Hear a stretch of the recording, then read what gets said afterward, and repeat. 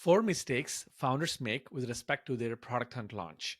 I've helped a lot of founders over the last 5 years on with their product hunt launches, specifically 90 launches on PH, which is crazy. Just think about it. And I've had about 8 or 9 of them. But the vast majority of the launches that I helped founders with were startups, early stage startups. Some of them were venture backed, but some of them were bootstrapped.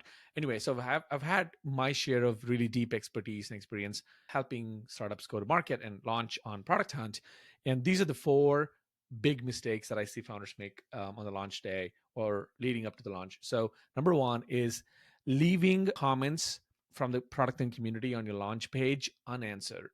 It blows my mind if, when you have this massive launch day, your attention and your focus for those 12-hour window or 24-hour window should be on the launch. So if somebody from the product hunt community, it could be another founder, it could be another early beta customer, it could be a potential customer, a lead, any one of these avatars. If one of them actually drops a comment on your page, giving some feedback or giving some appreciation about your launch or demo or whatever, or the website, the least you could do is spend another 30 seconds and reply it.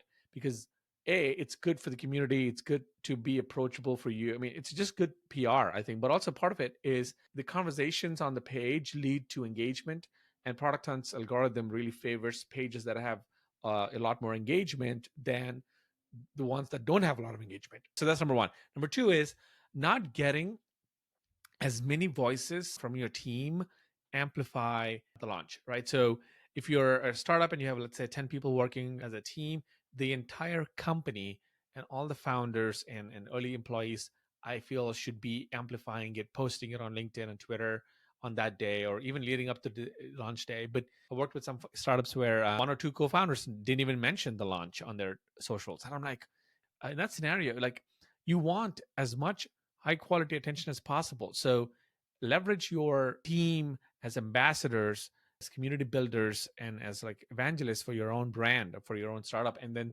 help them tweet it out or create posts on LinkedIn. The third thing is not launching or not posting launch progress updates on social media through the day. Continue and build upon the momentum. What I mean by that is this is another obviously nuanced mistake that people make, where they post once in the morning and then they announce to the world that, hey, we're live on Product Hunt, and then they either post a brand account or they post through their own founder account, and that's it, right? But really, a lot of people, when you post something on social media, they may not see it right away. They may take an hour or two to really get to that message, and they may then go and tweet about it, or they may go and upvote and leave a comment, and etc. So you want to basically build momentum through the day. Every 2 hours, every hour, create some kind of a post that talks about the journey of the day, that talks about the graph. Even Product Hunt even gives you like upvote counts and graphs around that. Post that, or talk about a particular comment somebody made that really resonated with you. Thank a particular user for leaving thoughtful feedback, like whatever this could mean. And I have like so many templates on this. Basically build that momentum through the day, including all the way to the last 30 minutes, because the rankings on PH, Product Hunt, can change at any moment through the day, right? So you may be ranked at 18th in the morning, but by the time you get to the last hour, you could be bumped into top 5, So build that momentum and keep it going, so that somebody on social media finds you and they see these, buzz of posts, and they're like, wow, this is actually a great launch, and maybe I'm going to go and support them as well. So make sure that you leverage momentum all the way into the end. The last mistake that I see, I mean, there's so many more, but like the fourth mistake that I see is not fully leveraging the founders network for the launch. What I mean by that is, us as founders, we don't actually appreciate how many connections we have, and we don't understand, or we don't sit through and think about how to leverage this massive network we usually have, right? And by that I mean, a lot of people want to help you, if they know that you need help, number one, and number two, if they know how to help you. So basically, make a list of all the people that who've interfaced with you in the past, who has trust with you, and vice versa.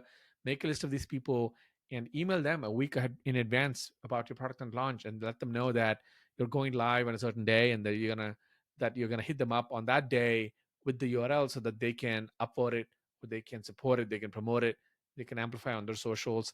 But basically go all out, and make sure you fully leverage your network. A lot of other founders and entrepreneurs VCs, people in press, in tech.